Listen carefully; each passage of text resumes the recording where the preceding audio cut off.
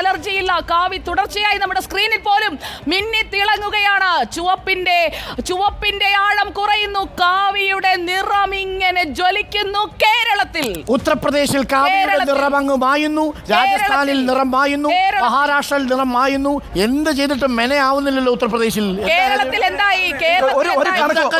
ഒരു കണക്ക് പറയാനുണ്ട്.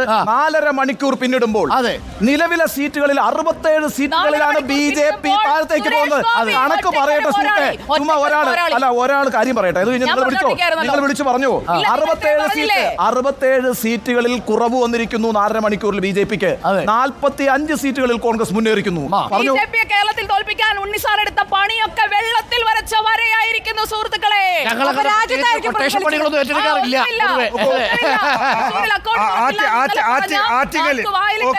ആറ്റിങ്ങലിൽ ഇപ്പോ വീണ്ടും അടൂർ പ്രകാശ് ലീഡ് ഉയർത്തുന്നുണ്ട്. 721 വോട്ടുകൾക്കാണ് ആറ്റിങ്ങലിൽ അടൂർ പ്രകാശ് ലീഡ് ഉയർത്തിയിരിക്കുന്നത്. കൊല്ലത്ത് NK പ്രേമചന്ദ്രന്റെ വിജയം ഉറപ്പിച്ചിരിക്കുന്നു. 83,090 വോട്ടുകൾക്ക് സുരേഷ് ഗോപി ലീഡ് ഉയർത്തുന്നു. 64,455 വോട്ടുകൾക്ക്. ഉറ്റുനോക്കുന്നത് ആറ്റിങ്ങലാണ്. ഇനി അങ്ങോട്ട് മാവേലിക്കര പോലും ഒരു സാധ്യതയായി LDFന്റെ മുന്നിലില്ല എന്നുള്ളതാണ് യാഥാർത്ഥ്യം. മാവേലിക്കരയിൽ 10,000-ലധികം വോട്ടുകളുടെ ലീഡ് ഇപ്പോൾ കൊടിക്കുന്നിൽ സുരേഷ് നിലനിർത്തുന്നു. ആറ്റിങ്ങലിൽ പക്ഷേ അതല്ല സ്ഥിതി. ആറ്റിങ്ങലിൽ അടൂർ പ്രകാശും വി ജോയിയും വി മുരളീധരനും തമ്മിലുള്ള ത്രികോണ മത്സരമാണ് നമ്മൾ കണ്ടുകൊണ്ടിരിക്കുന്നത്.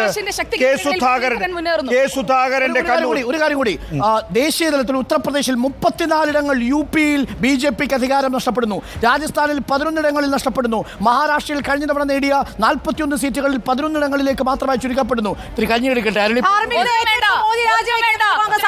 സുരേഷ് ഗോപിയുടെ ഒറ്റ ചിരി മതി, ആ ഒറ്റ താമര മതി. കേരളത്തിൽ വിരിയില്ല, ചെളിക്കുളമല്ല എന്ന് പറഞ്ഞവർക്ക് കേരളത്തിലെ മലയാളികൾ, തൃശ്ശൂരിലെ പ്രബുദ്ധരായ മലയാളികൾ കൊടുത്ത നല്ല തങ്കം പോലത്തെ മറുപടി. കണ്ണൂരിൽ കെ സുധാകരന്റെ ലീഡ് 60,000-ഓളം ആകുന്നു. 59,765 വോട്ടുകൾക്ക് ഐക്യ ജനാധിപത്യ മുന്നണിയുടെ KPCC അധ്യക്ഷൻ കെ സുധാകരൻ ഇപ്പോൾ കണ്ണൂരിൽ മുന്നിൽ നിൽക്കുകയാണ്. കൊല്ലത്ത് NK പ്രേമചന്ദ്രൻ 89,062 വോട്ടുകൾക്ക് മുന്നിൽ നിൽക്കുകയാണ്. കെ സുധാകരന്റെ ലീഡ് 64,527 ഉയർന്നിരിക്കുന്നു. 64,527 കണ്ണൂരിൽ കെ സുധാകരന്റെ ലീഡ് ഉയർന്നിരിക്കുന്നു. സുധാകരൻ അതിവേഗം ബഹുദൂരം മുന്നോട്ട് പോയിക്കൊണ്ടിരിക്കുകയാണ്. സുധാകരന്റെ വിജയം ഏതാണ്ട് ഉറപ്പിച്ചു കഴിഞ്ഞിരിക്കുന്നു. സുരേഷ് ഗോപിയുടെ ലീഡ് 64,455 ഉയർന്നിരിക്കുന്നു. കൊല്ലത്ത് NK പ്രേമചന്ദ്രൻ 1,00,000 അടൂർ പ്രകാശിൻ്റേത് ഏതാണ്ട് 1000-ൽ താഴെയാണ്. ഇതിനകം തന്നെ 721 വോട്ടുകളുടെ ലീഡ് മാത്രമാണ് അടൂർ പ്രകാശിനെ നിലനിർത്താനായിട്ടുള്ളത്. മാവേലിക്കരയിൽ 9,575 വോട്ടുകൾക്ക് കൊടിക്കുന്നിൽ മുന്നിലാണ്. വയനാട്ടിൽ രാഹുൽ ഗാന്ധി 2,38,484 വോട്ടുകൾക്ക് മുന്നിലാണ്. ആറ്റിങ്ങലിൽ അടൂർ പ്രകാശ് ലീഡ് നിലനിർത്തുന്നുണ്ടെങ്കിലും ചെറുതാണ്. ആലത്തൂരിൽ പക്ഷേ കെ രാധാകൃഷ്ണൻ ലീഡ് ഉയർത്തിക്കൊണ്ടിരിക്കുകയാണ്. 17,170 വോട്ടുകൾക്ക് ഇപ്പോൾ ആലത്തൂരിൽ LDF സ്ഥാനാർത്ഥി കെ രാധാകൃഷ്ണൻ മുന്നിലാണ് എന്നുള്ളതാണ് വളരെ പ്രധാനപ്പെട്ട കാര്യം. നരേന്ദ്രമോദിയുടെ രാജി ആവശ്യപ്പെട്ടിരിക്കുന്നു കോൺഗ്രസ് എന്നുള്ളതാണ്. ധാർമ്മികത ഏറ്റെടുത്ത്, അതായത് BJPക്ക് ഒറ്റയ്ക്ക് ഭൂരിപക്ഷം കിട്ടാത്ത അവസ്ഥയുണ്ട്.